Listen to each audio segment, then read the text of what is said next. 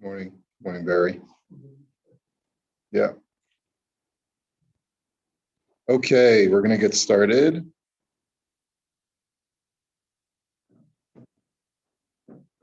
All right, so I think I'm going to start Sif Chavches again, which has to do with not lying even when you know that you're right. You're not allowed to lie. So that's really what Sif Chavches is all about. Asr la'adam liton sheker kidei la'aves hadin.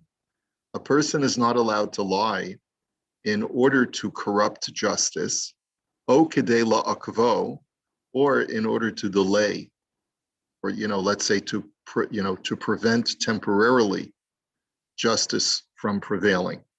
Afal pisha yodea ba'atzmo shehu zakai, even though you know that perhaps you are correct in the ultimate claim.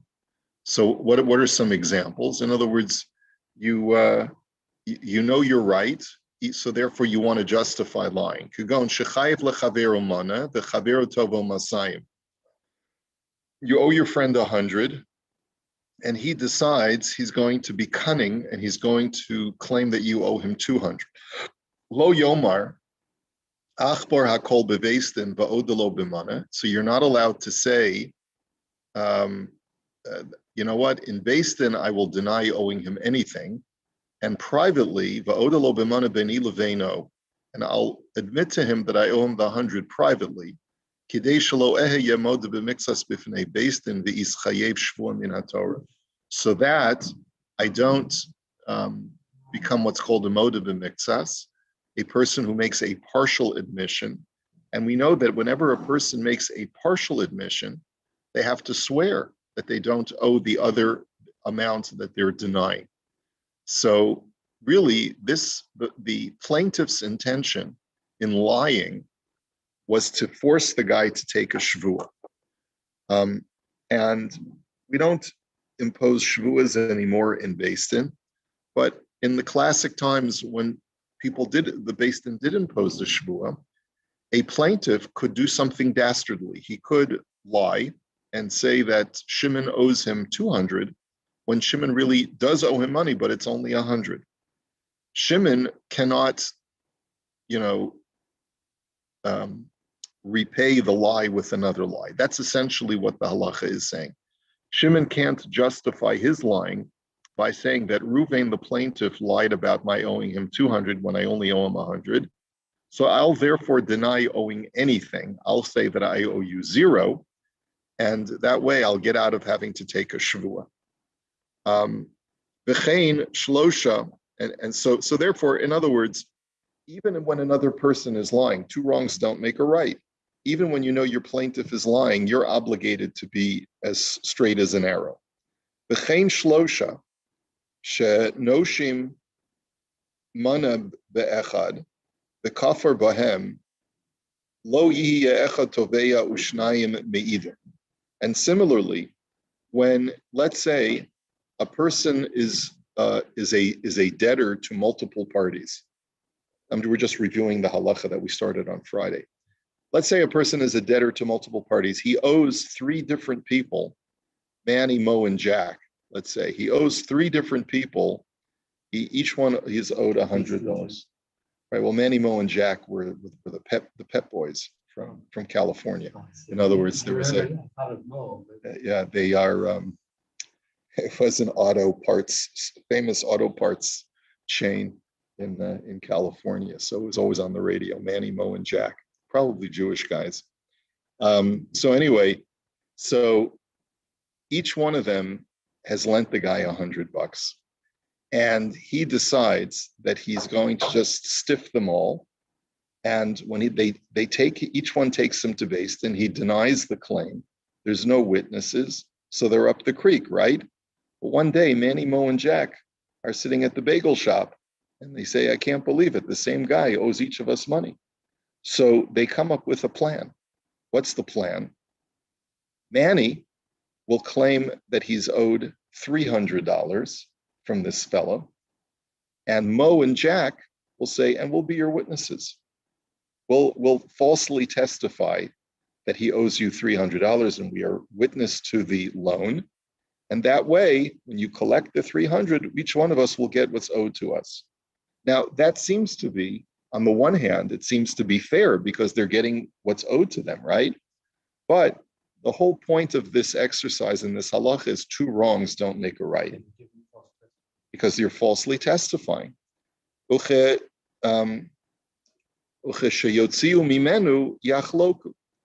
Right?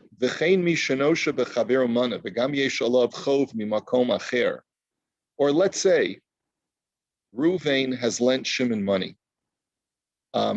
And Shimon not only owes Ruvain money because of a loan that he took out, but he also received services from Ruvain and hasn't paid for that either. So Ruvain decides what he's going to do.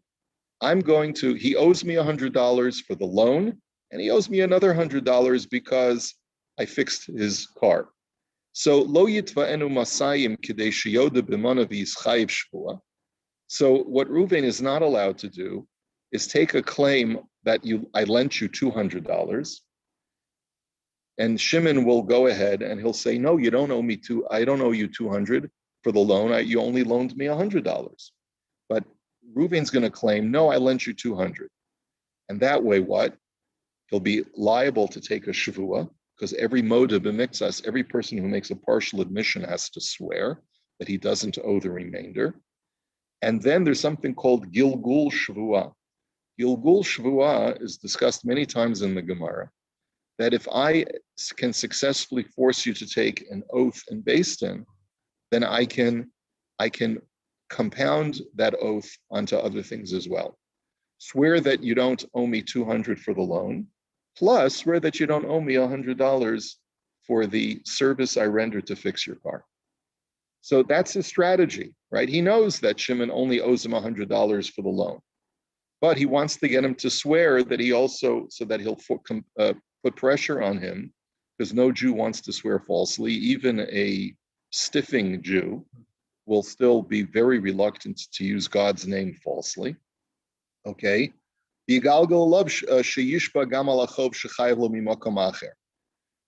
that you also can't do, even though you're just trying to see justice served and get what you rightfully are entitled to.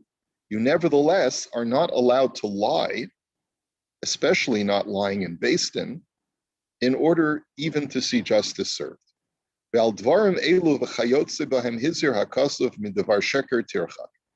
about such matters, the Torah says you must distance yourself from lying. Even though you will incur loss by speaking truth. Even though you will incur loss by speaking truth. Yeah. If they speak the truth, you will incur loss. And this happens all the time, right? HSD, people, you speak the truth. It's not a donation, it's services rendered, right? But because I'm speaking the truth, I'm going to have to end up paying HSC to the nonprofit. Got to speak truth. Speak truth. Don't make up a story that it's a donation when you receive services. Okay? So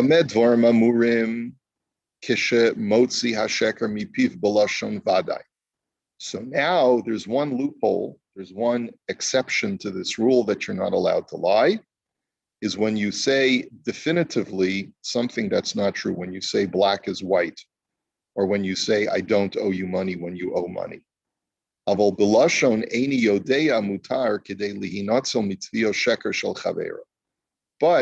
if you know that the person across the table from you, the plaintiff, is lying, when he says you owe me 200 and you know you only owe him 100, so then you're allowed to say, I don't know. I don't know if I owe you 100. I don't know if I owe you 200. He says, that's right. Kagon, mishen yischayiv shvua. So for example, if a person will be liable to take a shvua, uba chavero, legalgel alav sheyishpa gam al tvios acheros sheyesh lo alav, and your friend wants to cause you to take further oaths because he wants to do this principle of Gilgul Shavua. V'yodea ba'atzmo shaha'emes ito, and you know for a fact that you shouldn't be liable to take a Shavua. Rak she'eno rotze lishava afilu be'emes ki'im Shavua she'ef shelo lifter es atzmo mimenu. And you don't want to take further oaths because each time you take an oath, you have to invoke the name of Hashem, even though you know that you'll be speaking the truth, because this guy's just trying to make you squirm in Beis Din. He doesn't have any legitimate further claims. So you know you've got to take one Shavua, but you want to get out of taking any further Shavuos, even when you're going to be saying the truth. Rashai li pater atzmo min al gilgulim al yedei sheyiton al atfios ha'acheros eini yodeya v'yiftor milishava aleim. If instead of saying, I don't owe you for Y and Z, you say, I don't know if I owe you, so then that's permitted to exempt yourself from having to take a further Shavua. So it's under very limited circumstances where you know the claimant is clearly lying and you already have to take a Shavua, you can exempt yourself from taking a Shavua even though you would be swearing truthfully when you say, I don't owe you. But you want to be able to avoid that. You can say, I don't know, I'm the additional. So it's not a very common, it certainly is not going to happen in the real world, but maybe we can come up with a case that would be a real world case. But that would be the only time that we could justify a person lying is by saying, I don't know, instead of saying definitively, I don't owe you, even when I don't owe you is a true statement. And he says so in order to avoid having to take a gratuitous Shavua. On the first part of that, on the 200, you have to say, I owe you 100, so that he has to swear on it. Yeah, if he actually does owe $100, he can't say, I owe you nothing. Or I don't know.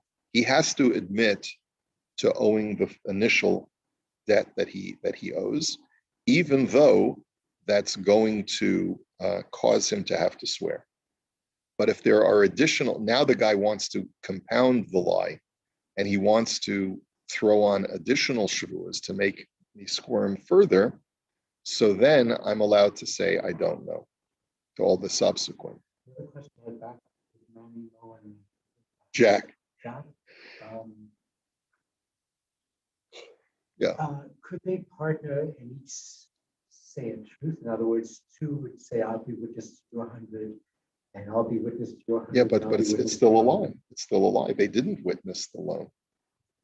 It's just the 300 didn't exist. 100 is true, but they may not have even if the 100, even if they're only testifying to 100, they're still not, they never saw the loan take place. So they're falsely testifying as witnesses, but they're testifying right now. That's correct.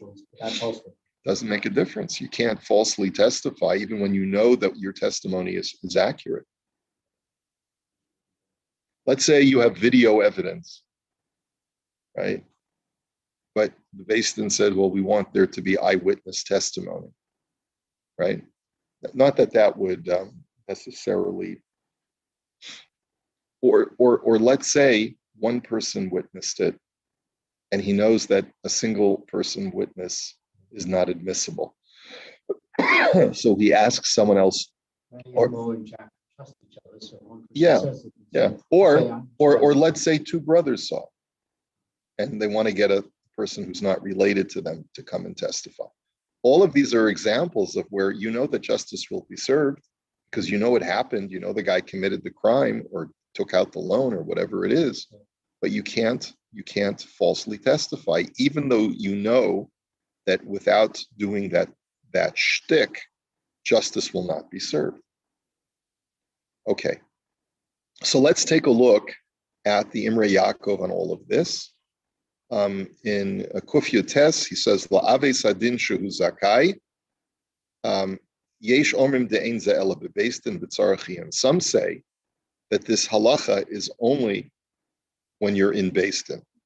But outside of Beis Din, if a person needs to lie in order to serve, in order to have justice served, he would be permitted. And that's not so clear. So there's a very gray area. What if I'm not in a court of law? Am I allowed to lie in order to have justice served? And it's in the court of public opinion. There's a lot of different scenarios where it's very unclear, it's very ambiguous. So this is not something that can be clearly resolved from a halachic standpoint, but there's some ambiguity here. Apply to politicians. It might apply to politicians, it might, but getting into politics is a dirty business. Okay. Ve'eschayev shvua min haTorah, and I'll do it in such a way that he basically says, I don't want to have to be obligated to swear in Beis Din, because that's a very scary thing to do. So I'll deny the entire claim, and I'll just admit to him privately that I owe him 100. That was the first case where the plaintiff is a liar, and he claims 200 in order to compel me to take a shvua. I owe him 100. So I say to myself, I'm going to deny owing him anything, because if I admit to owing him 100, I'll be a moda b'miktas and I'll have to take a shvua in Beis Din. V'lo amrinan da'adif lachbar lo bebeis din u'lahodos lo achar kach kidei shelo yitztarach lishava shvua b'chinam. We don't say that it's okay, it's acceptable to avoid taking a gratuitous shvua, right, by denying the whole claim in Beis Din. Because the defendant knows that he only owes 100.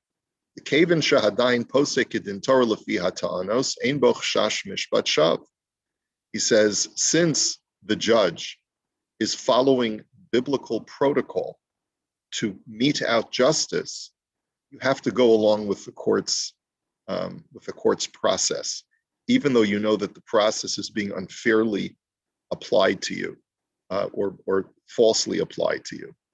And therefore the oath that you take is not a false oath. It's on the other guy, it's on the plaintiff. You shouldn't say to yourself, I'm so scared of taking a gratuitous shvua, I don't want to take Hashem's name in vain, so therefore I'll lie. That's not a justification. The process is being meted out according to the Torah's laws. Don't be intimidated by that.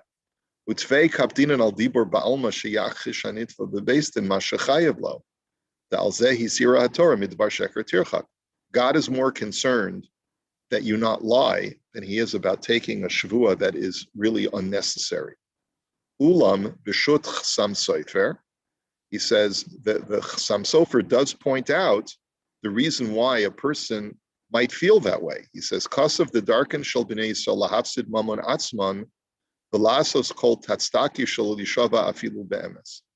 That he says that at least in his time, and hopefully it's true in other eras as well, Jews were very, very frightened of taking a shvuah, taking God's name, even when they're swearing on truth, and putting their hand on a Bible, right, holding a chumash and taking a shvuah, swearing by God. He says, and therefore, many times in situations, Jews were willing to actually lose money to avoid taking a shvuah.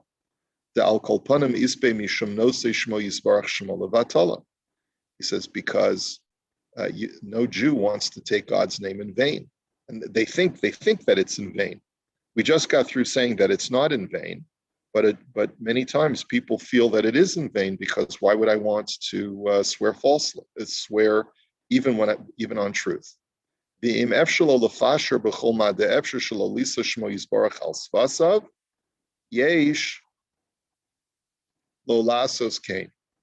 says, and the Chassam Sofer therefore advocates that Jews of his time, if there's a way to make a compromise, even if it means paying out money that you don't owe, it's preferable sometimes to avoid taking a shvuah, even when you know you're swearing truthfully. The gam shvuas emes hu ra umar, because even swearing truthfully is a bitter experience. The Ashrei Hanizar Vanishmar Mizeh, the Ein Lakaman Siflam. And fortunate is one who can protect himself or to avoid swearing even truthfully. And we'll see more on Se'if Lamed. Okay.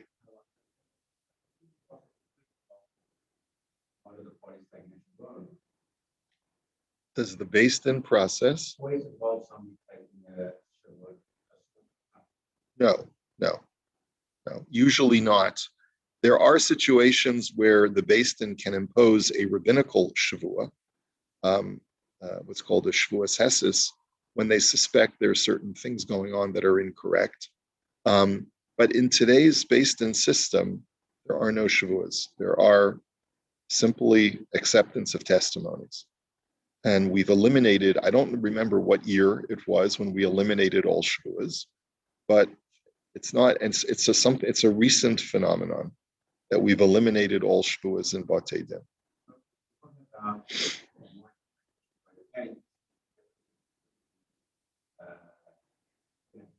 Find some other way to solve this dispute outside of the base. Yeah, he's basically saying, you should go to the guy and say, listen, I know that I only owe you 100. I know that you're lying when you claim that I owe you 200. Let me give you $150. I don't want to take an oath. It's not worth it to me. And if the guy says fine, he says the Chassam Sofer says that's praiseworthy.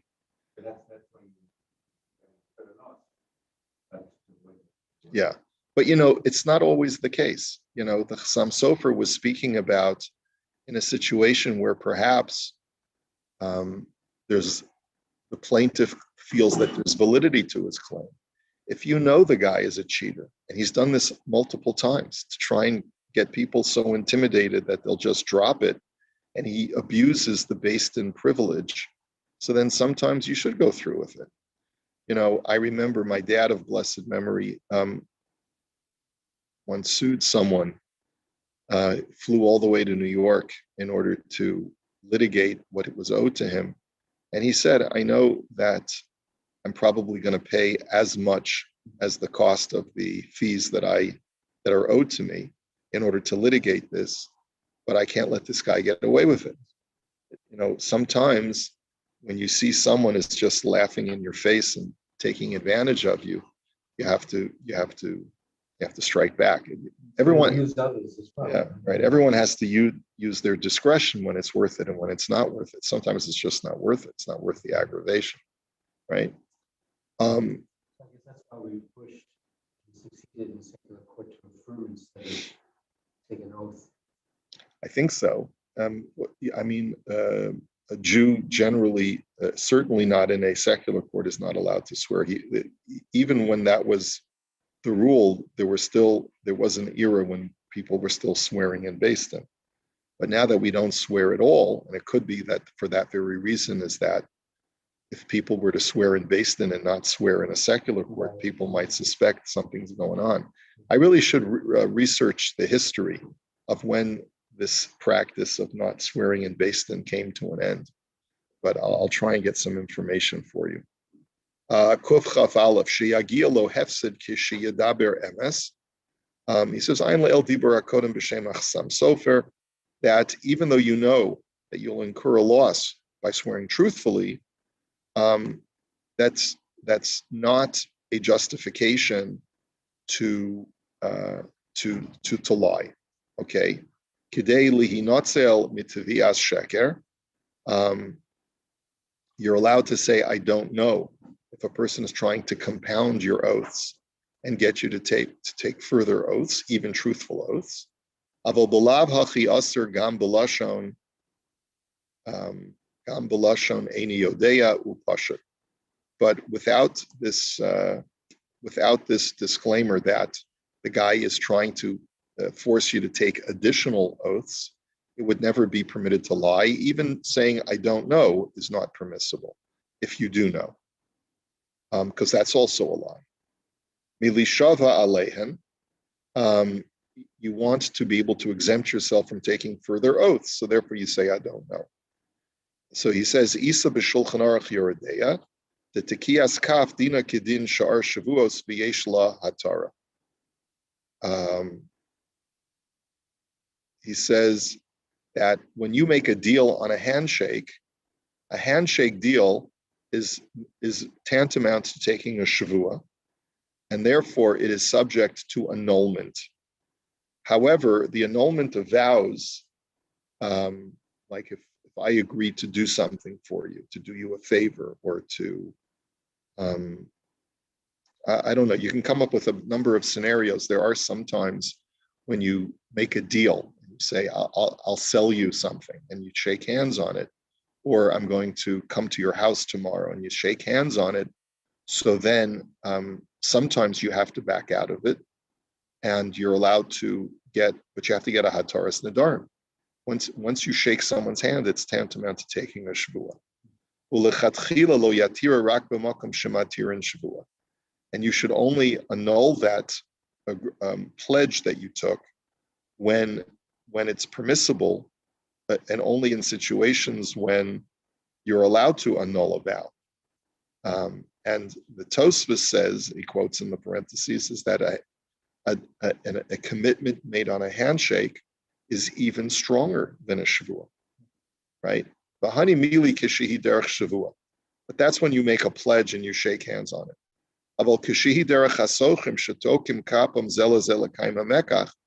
But when two people engaged in mercantile activity shake hands to agree to a purchase, ein lo din shvua klal, it doesn't have the status of a shvua. This is all a side issue. What is the halachic status of a handshake?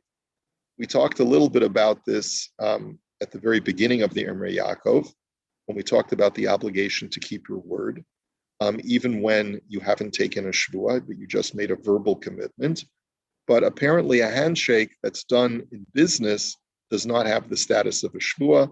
It's only when you make a commitment to a fellow outside a business setting. Va'ayin od lakaman sif lamid be'imrei Yaakov sheniz chayav lo b'shem ha'mahar sham. When we get to sif lamid, we're going to discuss this issue further of when you're when a shvua is binding and when it's not binding. Okay, well, we will get to that. Okay, before we go any further, let's take a look at the likutim. So we'll go back. So let's take a look. He's going to go through an extensive discussion on the different kinds of shavuos that exist, the different kinds of oaths. Ve'eschayev shvua min haTorah. I'll be obligated to take a biblical shvua, and you want to avoid that. Shlosha mine shavuos hein shechayavin bahen min haTorah. There are three kinds of oaths that you're obligated to make biblically. Ve'elu hein, and they are as follows: Moda b'miktsas, eid echad, u'shvuas hapikadon. They are when you make a partial admission is one scenario where you have the Torah obligates you to swear. The second scenario is when one witness testifies that he saw you, let's say, borrow money and you deny it. The Torah says you have to take an oath. And third case is shvuas hapikadon, when a plaintiff says, I gave you my widget for safekeeping, and you admit it, but you say, but I gave it back to you. And the guy says, you never gave it back to me. So in that situation, and also shvuas hapikadon is, let's say, a guy says, I gave you my widget for safekeeping, and you say, yes, you did, but it got destroyed, and it was an oines, and I therefore don't owe you any money.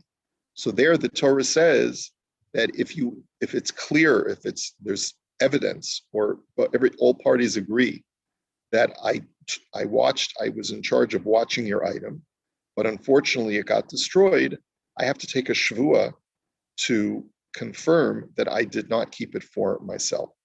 We'll continue this because this is an important likutim where we'll talk about when the Torah obligates you to take a shvua. Okay. All right. Have a great day, everybody. Still waiting for you all to